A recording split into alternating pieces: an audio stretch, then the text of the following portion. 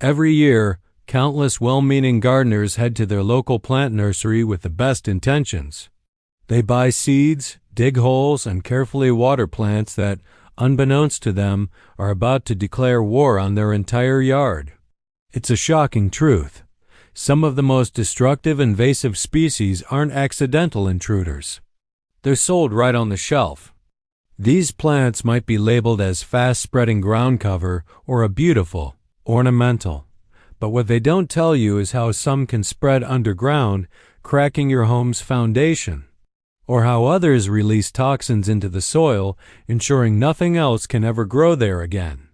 They look innocent, beautiful for maybe one season, and then they take over, turning your peaceful backyard into a never-ending battleground.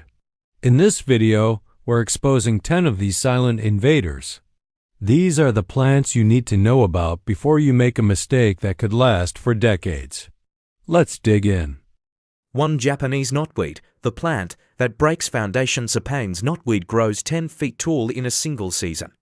Its roots go 9 feet deep and 20 feet sideways. It pushes through concrete, asphalt, and house foundations. In the UK, mortgage companies refuse to lend on properties where it's found within 7 meters. Once established, complete eradication takes 5 to 10 years of aggressive treatment. Cutting it spreads it. Every small fragment of root left in soil becomes a new plant. It was introduced as an ornamental in the 1800s. It now costs the US economy over $100 million annually. 2. English ivy. Why? The silent tree killer. English ivy looks elegant climbing walls and fences. What it's actually doing is adding hundreds of pounds of weight to tree branches, blocking photosynthesis from every surface it covers, and creating what foresters call ivy deserts, areas where nothing else survives. It spreads by birds eating the berries and depositing seeds across entire neighborhoods. One established plant can cover a mature tree and kill it within years. It's still sold at nearly every garden center in America. 3. Mint, the underground invader. Varian loves mint tea. Nobody loves discovering that mint has traveled 15 feet underground and emerged through cracks in their patio, inside their raised beds, and through their lawn 3 years after planting one small pot. Mint spreads by rhizome with no regard for borders, containers, or good intentions. Standard garden pots don't stop it. It roots through drainage holes. The only safe way to grow mint outdoors is in a container with no drainage contact with soil. Otherwise, you are not growing mint. Mint is growing you. For wisteria, the structural destroyer wisteria is one of the most beautiful plants in existence. It is also one of the most destructive. The woody vines generate enormous compressive force as they thicken, strong enough to crush fence structures, collapse pergolas, and pry apart wooden siding. The roots travel aggressively toward water, invading drain pipes and sewer lines. Japanese and Chinese wisteria are the worst offenders. They will consume a garden shed in 5 years and a wooden fence in 3. Homeowners plant it for the flowers. They spend the next 20 years fighting what it becomes. 5. Kudzu, the vine that ate the South. Kudzu was introduced in 1876 at the Philadelphia Centennial Exposition as an ornamental. The US government promoted it through the 1940s as erosion control, paying farmers to plant it. By the 1970s, it had consumed 7 million acres across the southeastern United States. It grows up to a foot per day in summer. It covers trees, telephone poles, abandoned cars, and entire buildings. It has no natural predators in North America. The USDA now classifies it as a federal noxious weed.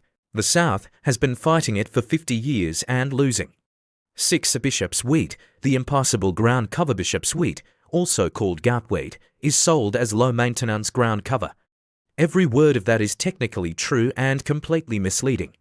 It is indeed low maintenance because nothing you do stops it.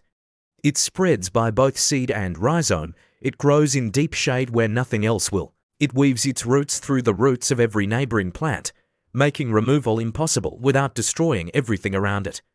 Gardeners who inherit it from previous owners described the experience as finding out the house has termites, except the termites are also somehow the foundation. 7. Giant hogweed, the plant that burns with sunlight. Giant hogweed doesn't just invade.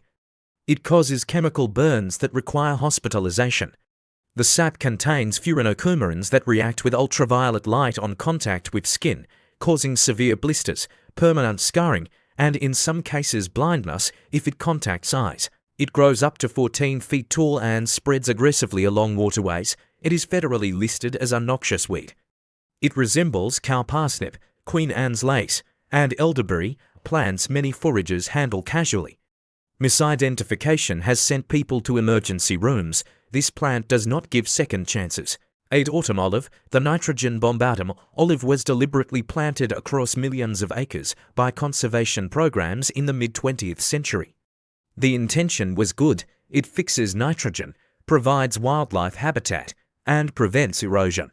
What nobody anticipated was that each plant produces up to 80 pounds of berries per year. Birds distribute the seeds everywhere, and the nitrogen it fixes into soil fundamentally alters soil chemistry, making it inhospitable to native plants that evolved in lower nitrogen conditions.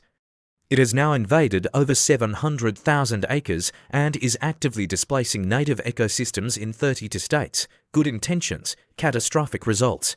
9. Creeping Charlie, the lawn terminator. Creeping Charlie, ground ivy, Glechoma hederacea, whatever you call it, it operates the same way. It spreads by stem nodes that root wherever they touch soil. It tolerates shade, drought, compacted soil, and partial herbicide treatment. Standard lawn herbicides require 3 to 4 applications to show meaningful results, and even then reinvasion from neighboring properties makes permanent control nearly impossible. It produces allelopathic compounds, chemicals that suppress the growth of grass and other plants around it. It doesn't just compete, it chemically suppresses the competition. That's not a weed, that's a strategy. 1.0 bamboo, the neighbor problem-running bamboo, not the clumping varieties, but philostachys and related species, spreads by underground rhizomes that travel at up to 3 feet per day in summer. It crosses property lines without hesitation. It pushes through asphalt driveways and concrete patios. It emerges inside basements through foundation cracks. In multiple US states, planting running bamboo near a property line is now grounds for a civil lawsuit from neighbors. Professional removal costs thousands of dollars and requires complete excavation of all rhizome material. Miss one piece and it regrows. It is beautiful, fast-growing, and nearly permanent. Plant it knowing you may never be able to unplant it. Every single plant on this list was brought in with good intentions, to look beautiful, to stop erosion, or to create some ground cover for wildlife. But here's the thing, the land doesn't really care about our intentions. So before you plant anything new, do a little homework. Look up its root system and how it spreads. Check if your local area has it listed as an invasive species. The absolute best time to stop these plants is before they ever touch the soil. The second best time?